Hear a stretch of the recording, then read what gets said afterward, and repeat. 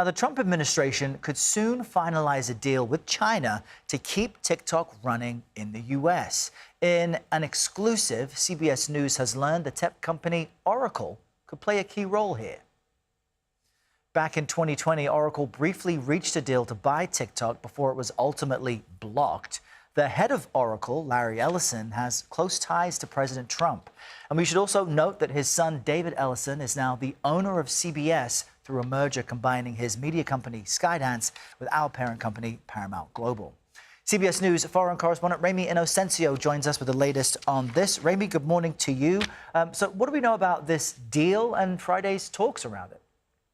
Yeah, Errol, well, it appears that TikTok will not be disrupted or go dark tomorrow across America, which were fears. An estimated 170 million users in the U.S., roughly 1 out of every 2 people there, including you and me, Errol. It would happen, we understand, by switching ownership from Chinese to American. And top U.S. and Chinese negotiators were talking in Madrid. They made that breakthrough for what they're calling a framework after 2 days of trade talks yesterday, led by Treasury Secretary Scott Bessent, China's Vice Premier He Lifeng. President Trump also weighed in virtually. He seemed excited and posted on Truth Social that the big trade meeting in Europe between the U.S. and China has gone, all caps, very well. A deal was also reached on a certain company that young people in our country very much wanted to save. They will be very happy. Now we know that this does involve Oracle, and CBS News has also learned that this deal includes multiple companies from the United States, but it's unclear which those are at this time. Also unclear is how involved Chinese companies will be, if at all, and that includes TikTok's parent company, ByteDance, based in Beijing. The long-running concern is that if a Chinese company, an entity, owned TikTok, that would be a U.S. national security risk. Off of this, looking to Beijing, China's Commerce Ministry said that the deal was a consensus, but they say that technical hurdles remain.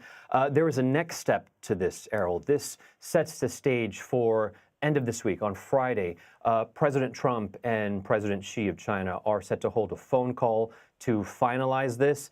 And then there is a knock-on for next month, a potential face-to-face for the both of them in South Korea.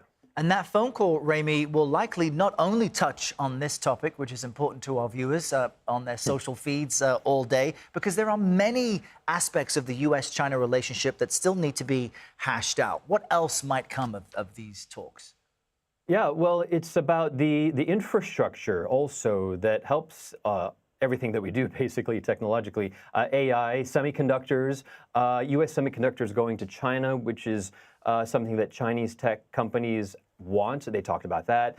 They talked about money laundering and fentanyl going to the U.S., which is something that President Trump has been concerned about. Also, China's export controls on its rare earths. China, we know, holds a near monopoly on production. The U.S. trade rep in Madrid said that the U.S. is now receiving more than before, but there's still a lot of work to be done. Also, got to talk about NVIDIA, Errol, because that came up on Monday. Talks in Madrid were going on. China accused NVIDIA basically of not supplying certain chips it promised that it would. Treasury Secretary Scott Bessent in Madrid had a few words on that. Take a listen. We discussed the poor timing of the NVIDIA investigation the day of these talks. Yeah, so he talked about that as poor timing, seen it as an attempt by Beijing to gain more leverage in talks to show some anger about Washington's curbs on NVIDIA chips. One final thing, NVIDIA CEO Jensen Huang set to be here with President Trump on his state visit this week, where he'll be signing $10 billion worth of deals. So watch his space. Wow, I like how you framed that up, Remi. This touches on the infrastructure of everything we do, so we'll pay attention to these talks for sure. Remi Inocencio in London, thank you.